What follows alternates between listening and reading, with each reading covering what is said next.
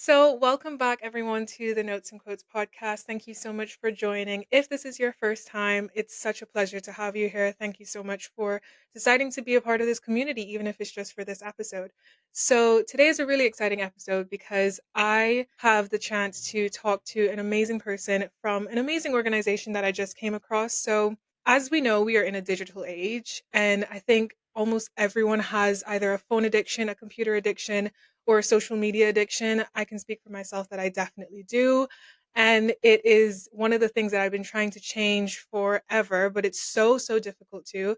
And just by chance, of course, I was scrolling on Instagram one day and I came across this really cool video of just a bunch of people kind of sitting around doing really wholesome, very present activities. They were reading, just talking to each other, maybe sewing, maybe just doing something out in nature. And I thought, okay, first of all, that looks so idyllic and so pleasant. And then I tapped on the video and came across who was actually organizing it. And it was this lovely organization called the Offline Club. And so I thought to myself, first of all, not only do I need to attend one of these events because this looks amazing, I also need to have them on the podcast so they can tell us a bit about the premise behind this idea, what it is, and why it's so needed right now. Because I think all of us suffer from just the need for a digital detox, but how difficult it is to actually do that. So now I have the honor of talking to Elia Knappelhout, who is one of the founders of the Offline Club. Elia, thank you so much for joining today. How are you doing? I'm doing great. Thanks so much for having me. I'm very excited. Yay, I'm glad you're excited. I'm glad that you decided to come on. So, with the Notes and Quotes podcast, we always invite the guests to share a quote of their choosing to form the foundation of the episode. So, if you want, you can just share with us what quote you decided to bring with us today. Yes. Well, this is a quote that's been with me for quite a long time now. I'm 27, I think, since I was like 17. This quote stuck with me, which is where there's a will, there's a way. Mm, So it basically means like as long as you want something hard enough and strong enough, you can find a way to get there. So it really helps me to look for solutions to solve basically challenges and lows, which of course happen in life or when you try to accomplish something big. So yeah, as long as you work hard for something, as long as you keep believing, and anything is possible, really. I love that. And it's so true. And I have to ask, when you guys were founding the Offline Club, do you think that's one of the sentiments that you brought with you? Um, well, I think when we founded the offline club, not actually, because we really just saw this as a side project. And we were gonna do this like once a month in Amsterdam, just bring some people together in a cafe and hang out offline. And then suddenly it blew up, which I'm sure we'll talk about in a bit. And then all these dreams and possibilities and goals actually like entered our minds. And now, so we're thinking big now about what we can accomplish with the offline club. And then that comes with a lot of challenges and a lot of new things and a lot of things that might seem unattainable now. Uh, so now it does really help us in, or help me at least, in yeah, overcoming challenges and working hard and staying motivated. Wow, that's really cool. I love that. So tell us a little bit about the Offline Club. What exactly is it for people who don't really understand or know what it is? And why did you guys start it? You touched on it a little bit there, but I kind of want to get into the why and the idea behind the Offline Club. Of course, yeah. So the core of what we do is we bring people together offline in the hopes, with the mission that we change the way we interact with technology, but also with each other. So we host offline experiences and community hangouts and other events that uh, evolve around the themes presence and slowing down, connection with yourself and with others, and also creativity, which is basically the result of undergoing a digital detox because your mind actually has space for creative input. So that's what we do.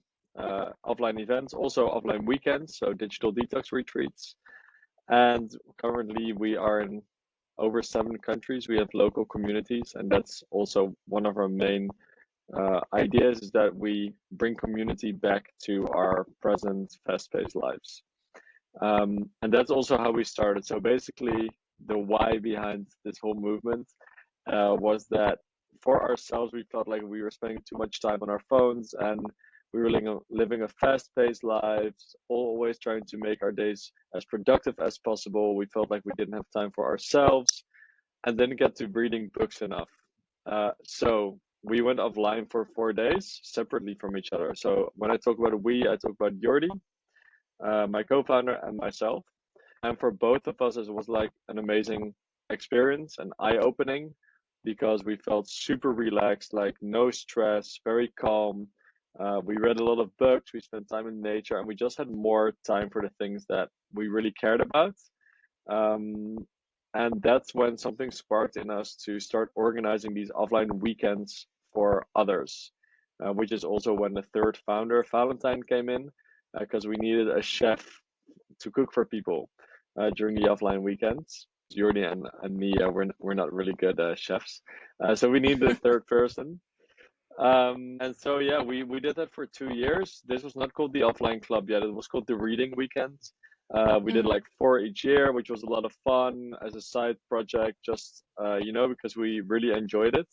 But we wanted to make more impact and wanted to inspire people to really make digital detoxing a routine and Yeah. also have it be like a community effort rather than just a one-off thing you do for yourself. Because we found that, right now people are lacking like a third space outside of work and their homes to come together Mhm. and feel belonging. So by combining these two things, we came up with the idea, the offline club. So that's basically the founding story. Wow.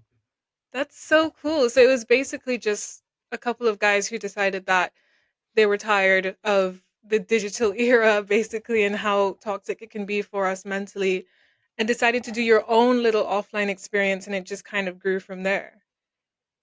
Yeah, exactly. So it really started with just 3, 4 days of a solo digital detox retreat we just organized for ourselves. So anyone can do it. You can also recreate one at home if you don't have the financial means to go offline in another house.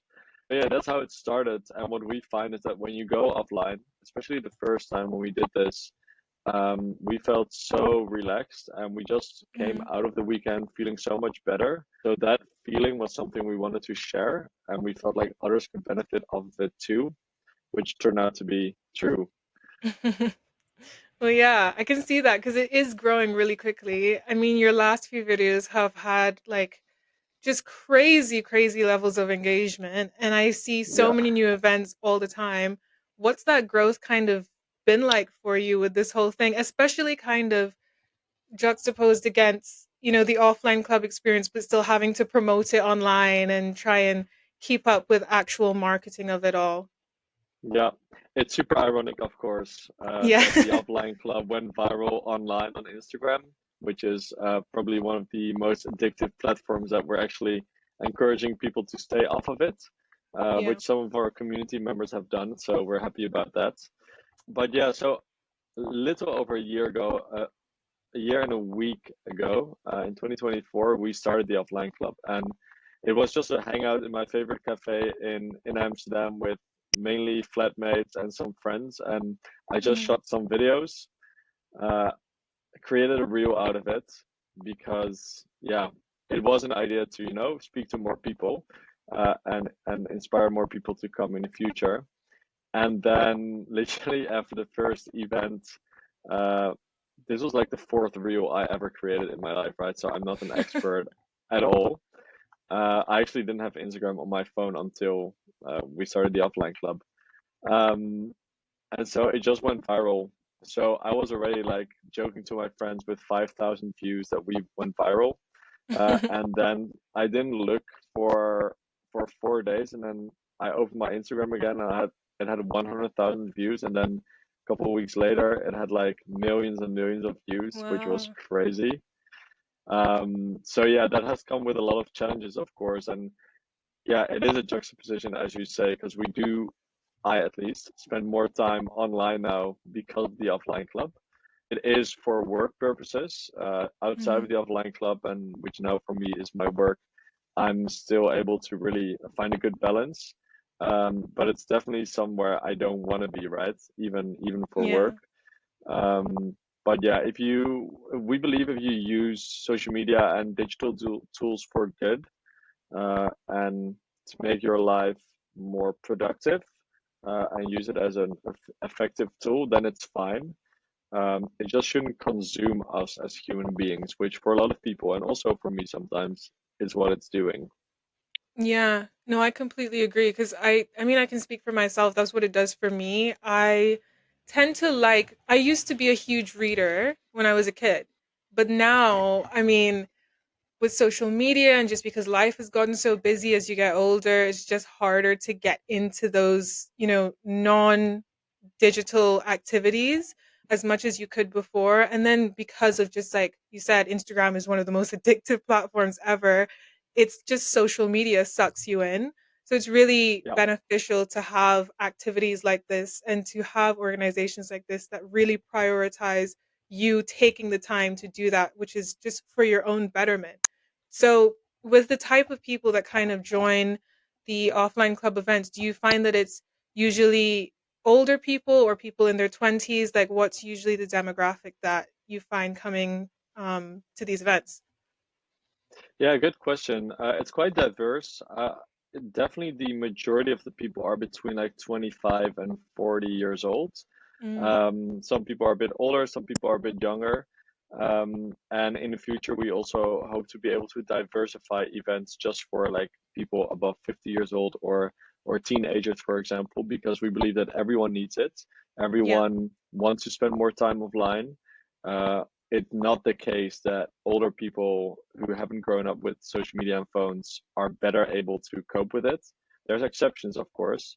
Um, I mean, you also have the Luddite Club, which is a New York-based organization of youth, teenagers who spend time offline together. So cool. some young people, yeah, they're really cool. So yeah, there's definitely groups of people who are able to take easier distance of digital devices, but the majority of us isn't. And yeah, we're here for everyone. So despite the fact that most people are between 25 and 40, we really hope to also connect generations with each other. Why do you think it is, though, that it's mostly people in their mid to late 20s and then 30s, 40s that tend to be drawn to this kind of stuff? A good question. Um, I think that one of the reasons why younger people, why we have a lower percentage of people below 25 is because they're students, maybe with less funds, and Mm, our events do cost money, right? I also think that maybe, and this might be a bias, that younger people spend a bit less time on reflective activities, and after your studies, you become more aware of that, and time unplugged also from work becomes more valuable. So I don't necessarily think it's a generational thing. I think it's more of an age thing. mm, And then as for the people who are a bit older, people also come to connect with each other with like-minded people. So in the beginning, we saw more older people coming to our offline hangouts, and less, just because the majority of the people wasn't their age group. yeah. So I do think that if we do host these diversified events based on age, that a lot of 50 plus people would actually come. That was really insightful, actually. I never thought about it that way because I was thinking about it in a sense that, oh, it probably would be younger people because more young people are just sucked into social media, and then it's people talk about, like you said, the third spaces and unplugging and going offline. And I Yeah. usually hear that conversation being talked about with more Gen Z kind of demographic. But then when you think Mm, about it, with people who are still in school, people who are a lot younger, like you said, there might be the financial burden, there might just be the time, and you don't really look at your life in the same way that you do when you're in school as opposed to when you graduate, because exactly. you just start reassessing everything just like you said. So Yeah. it's really Very interesting. Very And interesting also analysis. in university, it's I think it's a bit easier for people to meet others. Mm, Once you enter the work life, it becomes a bit harder. The community aspect is also more valuable for people after their studies, for example. yeah. And I'd be interested, I haven't spoken to many people who don't come to our events and the why behind it.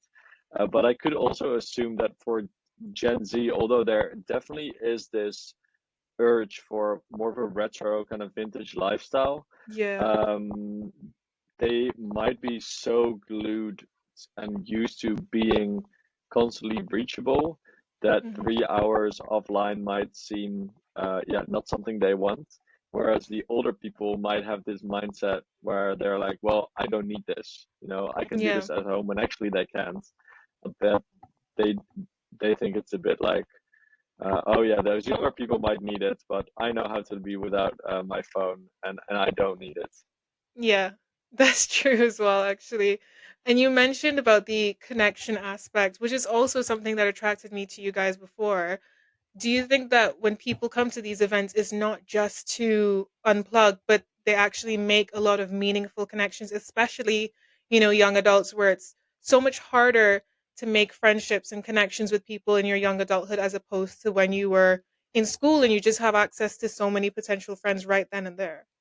100%. We did a lot of research and surveys, and we spoke to a lot of community members as to why they are part of our club. And there's a couple of reasons, and one of the main reasons is also to meet like-minded people and have a space where they can be themselves, find friends, have meaningful conversations with others, because it is harder these days to meet people. Whenever do you talk to a stranger in a cafe or a restaurant? It's just not common Yeah. anymore. And we create a space where talking to strangers is actually the norm.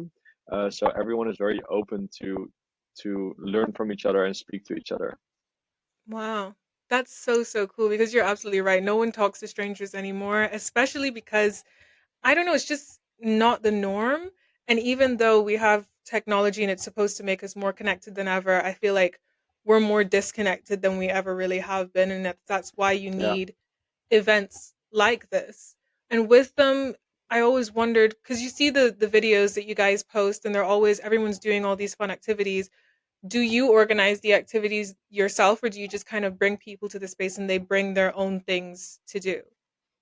It depends per event. For our larger events, we have like creative prompts, and we bring creative or art supplies, or other offline activities to inspire and surprise people, and maybe try something new. Hmm. But for our smaller events, our offline hangouts, people bring their own book or their own embroidery set or their own journal. So it's very free. We never give any workshops. Everything Yeah. is optional and go with the flow and do as you like. But sometimes we just try to add a little extra touch to us, just to inspire people to go out of their comfort zone, or try to explore something they didn't know they actually liked.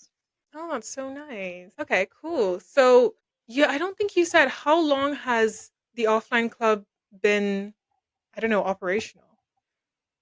Just 1 year. Really? Yeah.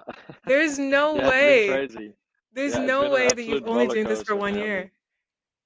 Yep, it's been a heck of a year. Wow. Okay, so wait, do the timeline for me. So this is 1 year, including when you and your co-founder just decided to go and do your own kind of offline thing, and now here.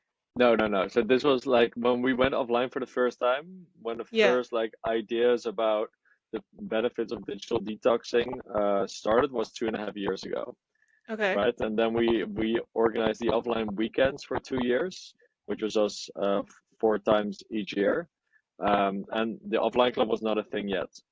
And then last year on February 4th, so literally a year and 6 days ago, we hosted our first ever offline hangouts. And then the second one was only in March. And after that, we have had like weekly events in Amsterdam, and yeah, Wow. expanded across to different countries and continents even.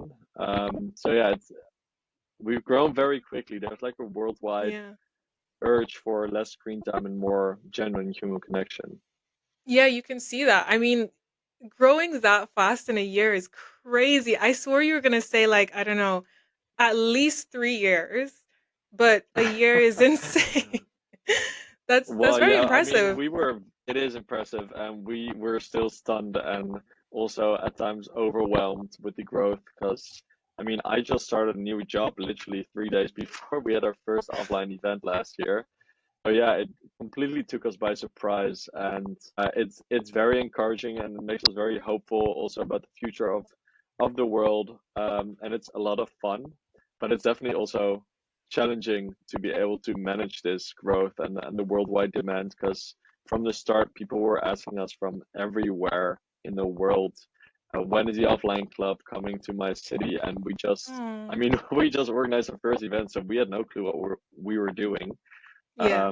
We just went with the flow, and there was no way for us to be able and still not to expand to all those countries. We're working on it. So that was very stressful and frustrating at times also when something you create, everyone wants, but you can't get it to the people. Yeah.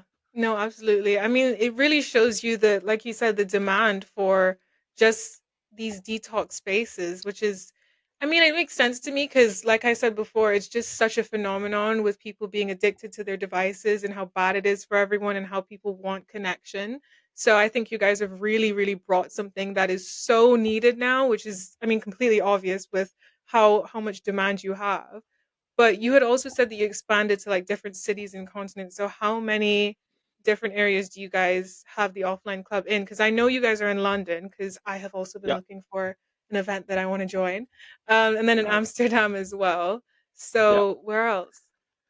Yes, so we've got offline clubs in Paris, in Milan, in Dubai, in Barcelona, Um, and I think, yeah, Amsterdam and London, and that's it for now. But very soon we'll be expanding to other cities. So this year we hope to expand to 30 new cities, like the biggest ones in Europe, and hopefully also in the USA and Australia. But that Wow. comes with a lot of stupid legal challenges, of Yeah. course. So we'll have to see about that. But yeah, we're very ambitious, and we want to get there. So that comes in where there's a will, there's a way. We'll get there. It's just a matter Yeah. of time. Wow, that's incredible, honestly. And is it still just you guys? How many people are coordinating the whole thing? Yeah, so it's us three founders that are like full-time working for the Offline Club. Then we've got one community manager who works 3 days a week. And then we've got a lot of amazing community hosts who host the actual physical events in each of the cities.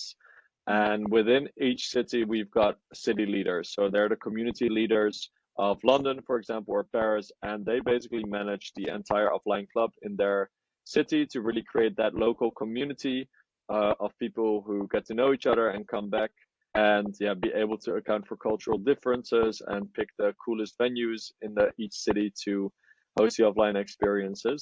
So yeah, it feels like we have a big team actually, and sometimes it also still feels like it's just the three of us with a whole lot of work. Um, but it's great.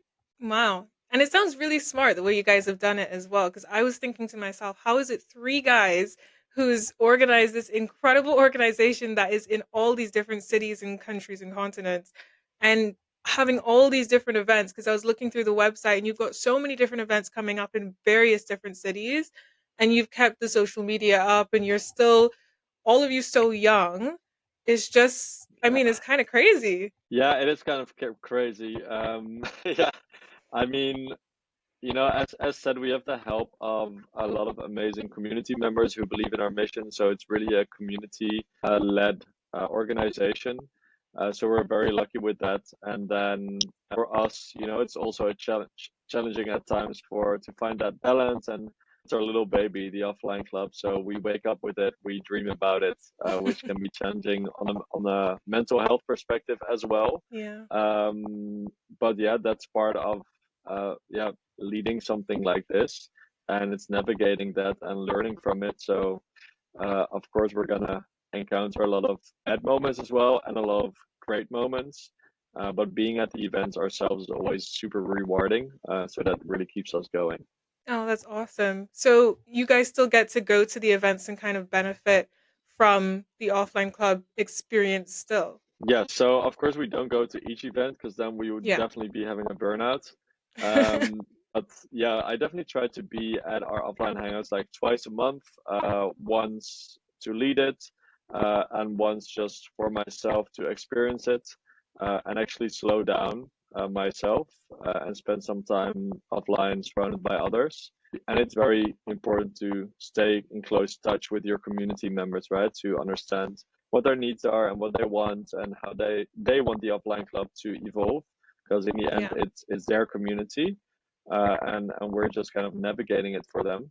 And yeah, it also needs to stay fun. So the work we do on a daily basis is often behind a computer, and then getting out into the real world and experiencing the offline club is what makes it fun. Yeah. No, that's really, yeah, I totally get that. And it's good to also just still be able to benefit from what you created and have the core premise of it still, remaining true for you, the founders as well, even though you guys have got probably an insane schedule with all that you Yeah, have to of do. course.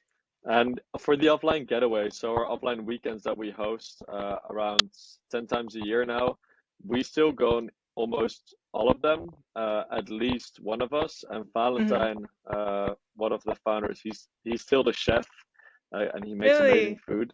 Yeah, so that's also, that for us, those weekends are the best ones. And although we're leading them and hosting them, it's very relaxing as well. Oh, that's great. What has been like the overall feedback from the people who attend these events? And do you guys see that you have any repeats or people who just kind of really become, I guess, core members of the offline club coming back and back again? Yes, 100%. I'm speaking on behalf of Amsterdam right now because I'm most up to date with that, of course. But Yeah. also, what I know from the other cities that we have a lot of returning community members. We've had people who have attended over 50 of our offline hangouts. What? Um, yeah, that's crazy. And people who then also come on our offline weekends, of course. So we started this with the idea we want to create a community. So we want to make it accessible, we want to make it consistent, and we want people to get to know each other and recognize each other's faces. And that's definitely working. So yeah, that's what I find the most value what the offline club can give people is like, it becomes part of their lives. And yeah, we are very proud of that. It takes time though to grow a community, a lot of consistency. And to answer your question based on the feedback that we get from people is yeah, very positive and heartwarming anecdotes. I mean, a lot of friendships have come out of it, romantic relationships even. Someone told us that we saved him from loneliness.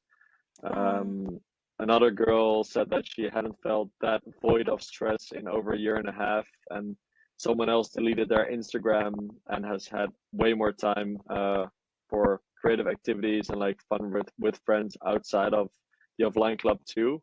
So yeah, that's really motivating to keep doing the work we're doing. wow.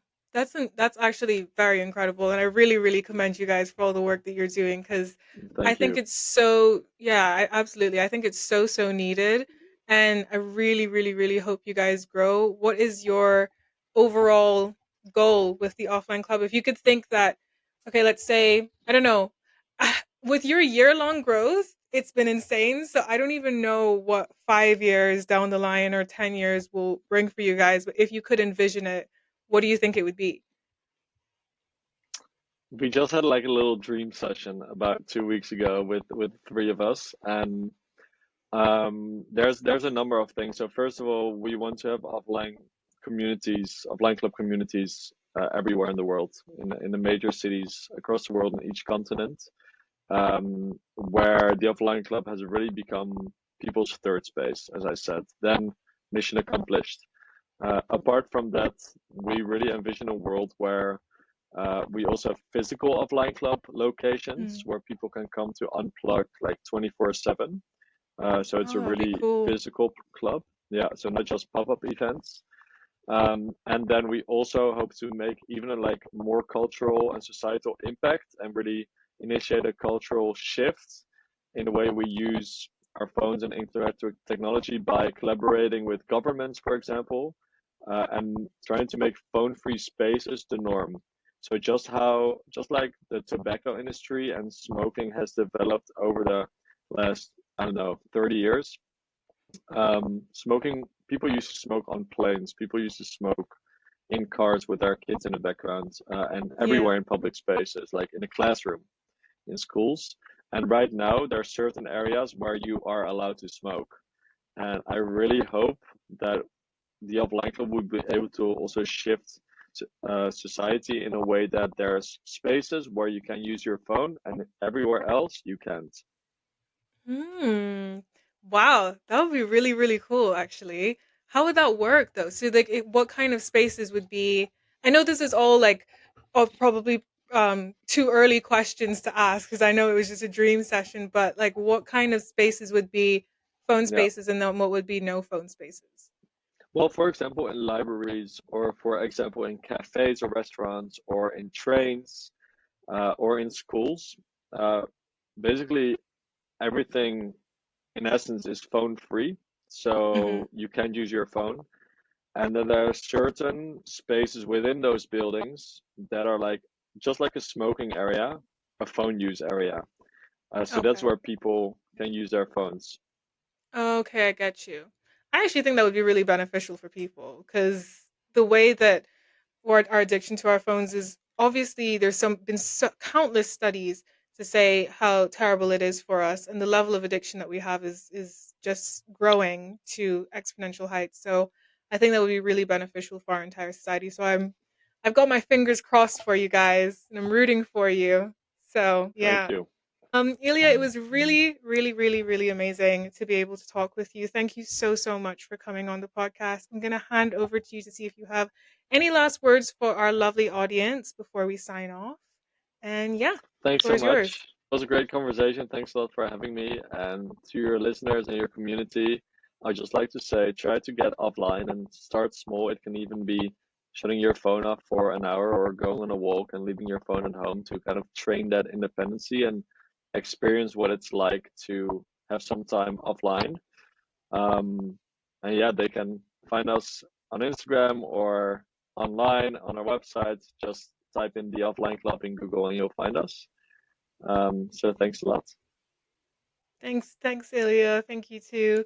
And that's it. That's all we have for you guys today. Thank you so much for joining. Please, please, please go check out the Offline Club. It'll be for your benefit. I promise you. If you are in any of the cities that they have the Offline Club based in, make sure to go check it out. And if it's not in your city yet, please contact them and see if they can have it in your city. That'd be really great. And I will link everything in the show notes so it's easy for you guys to access. And once again, Ilya, thanks so much for taking the time to join on. Thanks so much. Oh, and one more thing. If you guys enjoyed the Notes and Quotes podcast, please make sure to check us out on our socials. We're on Instagram, LinkedIn, YouTube, and TikTok. I always forget, but that's what we're on. And if you want to engage with us, you can shoot us an email, you can shoot us a DM message, whatever it is. We are very likely to respond. And also, my last request, if you would please decide to just fill out our survey, our listener survey. Sorry, it's been a long day, guys. Our listener survey, which takes less than a minute to fill out, is just so we know how to make the perfect episodes for you guys and build a community that really serves you. And it's not just episodes that I'm enjoying. This is a community for you guys. So I really want to make sure that we create that. So that would help me out if you filled out this less than a minute long listener survey to help with that. Okay, that's all. I'm going to let you guys get offline. Please go do something for yourself. Just like Ilya said, it's so, so, so important. And I kid you not, I'm actually going to go on a walk because I haven't like seen daylight all day. So anyway, bye guys. Love you lots. Talk to you later.